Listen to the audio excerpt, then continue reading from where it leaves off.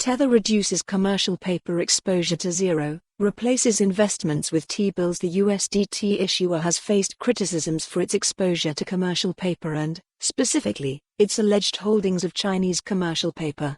New stablecoin issuer Tether Holdings Limited has unwound its exposure to commercial paper, addressing a long-standing item of contention among detractors who've criticized the quality of its reserves. In addition to removing commercial paper from its reserves, Tether announced on October 13 that it had replaced those investments with United States Treasury bills.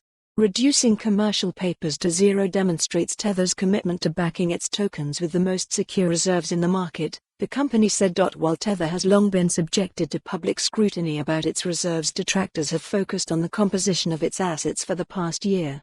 Namely, in October 2021, Bloomberg speculated that Tether may have oversized exposure to Chinese commercial paper at a time when one of the country's largest property developers, China Evergrande Group, was on the verge of collapse. Commercial paper is a short-term, unsecured debt obligation issued by a corporation or financial institution that typically carries a higher credit risk. In June, Tether denounced claims that 85% of its commercial paper portfolio was backed by Chinese or Asian commercial paper. At the time, the company also said it would eventually reduce its commercial paper exposure to zero. In the following months, Tether issued periodic updates showing a sharp reduction in its commercial paper reserves. Related, Tether responds to Wall Street Journal. Follow the URL for the full article. For more on this story, visit the news article link.